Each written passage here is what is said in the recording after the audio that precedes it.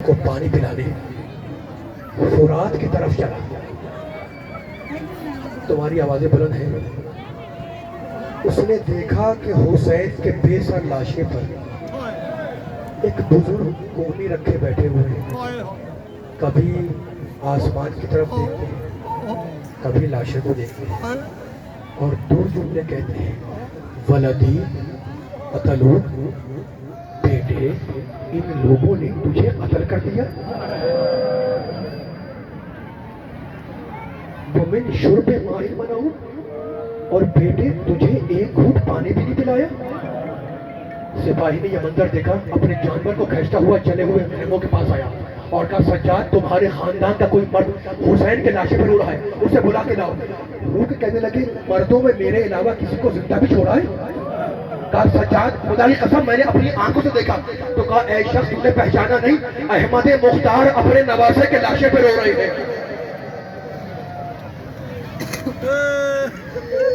یہ رونا فقط حسین کی گردن کٹ جانے پر نہیں ہے،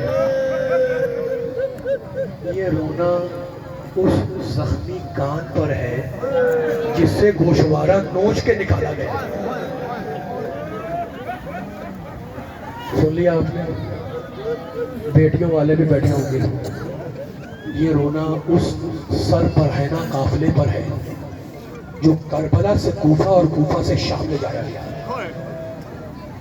محرم کی مجلس ہے، تم رو رہے ہو، میں کسی وقت بھی ممبر چھوڑ دوں گا، لیکن سنو محرم کی آخری تاریخیں تھی جب آل محمد کا لٹا ہوا قافلہ ایسے مقام پر پہنچا جہاں سے دمشق کا شہر نظر آ رہا ہے. قافلے کو روک دیا گیا، قافلے کو روکا گیا. ظہور ابن قیس حسین ابن علی کا سر لے کر یزید کے دربار میں آیا اور کہا امیر وہ قیدی آ گئے جنہیں کربلا میں ہم نے اسیر کیا تھا. کہا رک جاؤ رک جاؤ. وزراء بلوائے، مشیر بلوائے، بڑے بڑے لوگوں کو بلوائے. رونے والوں جب مشیر آ گئے، بڑے بڑے لوگ آ گئے، وزراء آ گئے، تو کہنے لگا کہ بڑے گھرانے کے قیدی آئے ہیں نا؟ کہا ہاں بھی. کہنے لگا جب بڑے گھرانے کے قیدی آتے ہیں تو کیا کیا جاتا ہے؟ کہا امیر عوام کو اتنی مہلت اور اتنا وقت دیا جاتا ہے کہ وہ اپنے لیے نیا لباس سلوائے، گھروں کا رنگ روغن مکمل کروائے، سڑکیں صاف کروائی جاتا ہے. سنا آپ نے؟ کہا کتنی مہلت درکار ہے؟ کہا 3 ہفتے. کہا نہیں 3 ہفتے بہت زیادہ ہے، مقتل پڑھا ہوں. کہا اچھا پھر 2 ہفتے کی مہلت دے. یزید نے کہا 2 ہفتے بھی بہت زیادہ ہے. کہا اچھا پھر 3 دن کی مہلت دے، خدا تمہیں شام کی زیارت نصیب کرے. کہا جاؤ جاؤ تمہیں 3 دن کی مہلت دوں. 3 دن تک رونے والوں دمشق والے نئے لباس سلواتے رہے، سڑکیں صاف کرواتے رہے اور 3 دن تک آل محمد کا لٹا ہوا قافلہ دن کی دھوپ اور رات کی شبنم میں دمشق کے شاہراہ پر کھڑا رہا. یکم سفر کو اجازت ملی کہ قافلے کو دربار میں لایا جائے. قافلہ شہر دمشق میں داخل ہوا. شام کا مرکزی بازار تھا. سوچنا میں پڑھ کے اتر رہا ہوں. شام کا مرکزی بازار تھا اور اتنا اجتحام تھا کہ نہ قافلہ آگے بڑھ سکتا تھا نہ پیچھے ہٹ سکتا تھا. کئی گھنٹوں تک قافلہ ایک مقام پر رکا رہا اور اس دن سے اس جگہ کا نام ہے باب الساعات. رو رہے ہو، آخری جملے پڑھ کے چھوڑ رہا ہوں ممبر. جس مقام پر میرے چوتھے امام کا ناقہ تھا نا، اس کے سامنے ایک مسجد تھی. ایک مرتبہ مسجد کا دروازہ کھلا، ایک بوڑھا شامی نکلا. اس نے قیدی کو غور سے دیکھا اور کہا خضرہ کو بلا، اللہ نے تمہیں رسوا کیا. سجاد نے سر کو بلند کیا، کہا اللہ ہمیں کیوں رسوا کرے گا؟ انما یرید اللہ لیذھب عنکم الرجس اہل البیت. شامی گھبرایا، کہا قیدی یہ آیت تو اہل بیت کی شان میں نازل ہوئی، یہ تو نے یہ آیت کیوں پڑھی؟ سجاد نے دوسری آیت پڑھی وَيُطْعِمُونَ الطَّعَامَ عَلَىٰ حُبِّهِ مِسْكِینًا وَیَتِیمًا وَأَسِیرًا. شامی پھر گھبرایا، کہا قیدی یہ آیت اس کو نازل ہوئی جب حسنین نے روزہ رکھا تھا، یہ تو نے یہ آیت کیوں پڑھی؟ سجاد نے تیسری آیت پڑھی فَقُلْ تَعَالَوْا نَدْعُو أَبْنَاءَنَا وَأَبْنَاءَكُمْ. بوڑھا شامی پھر گھبرایا، کہا قیدی یہ آیت تو مباہلے کے وقت کی ہے، یہ تو تو ان آیتوں کو کیوں پڑھ رہا ہے جو آل محمد کی شان میں نازل ہوئی؟ رونے لگے سجاد، کہنے لگے وہ آل محمد ہم ہی تو ہیں، کا قسم کھاؤ کہ تم آل محمد ہو۔ رونے والا سجاد نے قسم کھائی، واللہ نحنو اہل بیت محمد، خدا کی قسم ہم محمد کے اہل بیت ہیں۔ شامی نے ہاتھ جوڑے، کہا مولا میں آپ کو پہچان گیا، آپ میرے حسین کے بیٹے سجاد ہیں نا؟ اور رو کے کہنے لگے ہاں، کہا مولا میں آپ کو پہچان گیا، بس اتنا اور بتلا دے یہ بیویاں کون ہیں؟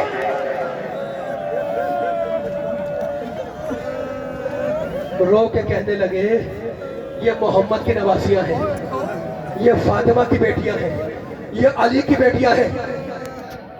شامی نے ہاتھ جوڑے، کہا مولا میں بوڑھا ہو گیا ہوں، جہاد نہیں کر سکتا، چاہتا ہوں کہ ناکے کے سامنے لیٹ جاؤں تاکہ ناکا مجھے کچلتا ہوا گزر جائے۔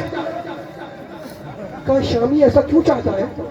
کہا مولا ایسا اس لیے چاہتا ہوں کہ جب قیامت کا دن ہو اور میں رسول کے سامنے جاؤں تو ان سے کہہ سکوں یا رسول اللہ میں نے دنیا میں بڑے گناہ کیے لیکن آپ کی بیٹی زینب کی صورت نہیں دیکھی۔ ماتم کر رہے ہو، یہ سوچ کے ماتم کرو کہ فاطمہ زہرا کو برسا دے رہے ہو۔ دیکھو میرے چوتھے امام نے ایک جملہ کہا تھا جو مجلسوں میں سنتے ہو، 3 دفعہ کہا تھا الشام الشام الشام۔ کسی نے پوچھا فرزند رسول سے کہ مولا شام میں سب سے بڑی مصیبت کیا تھی؟ سنو کہ جملہ رو رہے ہو نا تم؟ کہنے لگے سب سے بڑی مصیبت یہ تھی کہ اتاؤنا بحبال وربطونا کالاغنام، کچھ رسیاں لائی گئی اور ہمیں جانوروں کی طرح سے باندھ دیا گیا۔ کسی کا گلا، کسی کی کلائی، کسی کا بازو، کسی کا پاؤں اس شان سے دربار کی طرف لے کر چلے۔ اس وقت سجاد کہتے ہیں میں نے اپنی پھوپھی اماں کا جلال دیکھا، جب سب گھبرائے ہوئے، سجاد کی روایت ہے چوتھے امام کی، کہ جب سب گھبرائے ہوئے تھے تو ایک مرتبہ میری پھوپھی آگے آئی اور کہا سجاد مت گھبرانا زینب ساتھ ہے۔ ام فروہ، میں ممبر چھوڑ رہا ہوں، ام فروہ مت گھبرانا زینب ساتھ ہے، اور رقیہ مت گھبرانا میں ساتھ ہوں۔ رونے والوں 7 دروازے تھے اور ہر دروازے پر یزید نے 500 سپاہی کھڑے کیے تھے تاکہ قیدیوں پر روک جمے، اور میری بیوی ایک ایک کو سمجھا کے لے جا رہی تھی، مت گھبرانا زینب ساتھ ہے، رقیہ مت گھبرانا میں ساتھ ہوں۔ پہلا دروازہ گزرا، دوسرا دروازہ گزرا، تیسرا دروازہ گزرا، چوتھا دروازہ گزرا، میری بیوی سمجھاتی ہوئی لے جا رہی تھی سجاد گھبرانا نہیں، پھوپھی ساتھ ہے۔ جب 7واں دروازہ آیا جس کے بعد دربار تھا تو میری بیوی دربار میں جانے سے پہلے زمین پر بیٹھ گئی، سارے قیدی زمین پر بیٹھ گئے۔ تمہاری آوازیں بلند ہیں، میں ممبر چھوڑ رہا ہوں، سارے قیدی زمین پر بیٹھ گئے۔ سجاد آئے، کہا پھوپھی اماں آپ کو کہہ رہی تھی مت گھبرانا، آپ خود گھبرا گئی؟ کہا نہیں بیٹے میں گھبرائی نہیں۔ کہا پھوپھی اماں یہاں بیٹھی کیوں؟ کہا بیٹے بتلاؤں؟ کہا پھوپھی بتائیے۔ کہا بیٹے بابا نے 21ویں ماہ رمضان کو اپنا زخمی سر میرے کاندھے پہ رکھا تھا اور کہا تھا زینب ایک دن تجھے دربار میں جانا ہوگا، مت گھبرانا، میں ساتھ چلنے کے لیے آؤں گا۔ تو سجاد میں اپنے بابا کا انتظار کر رہی ہوں، یہ کہہ کے کھڑی ہوئی، آواز دی السلام علیکہ یا امیر المومنین، سجاد آؤ، قیدیوں آؤ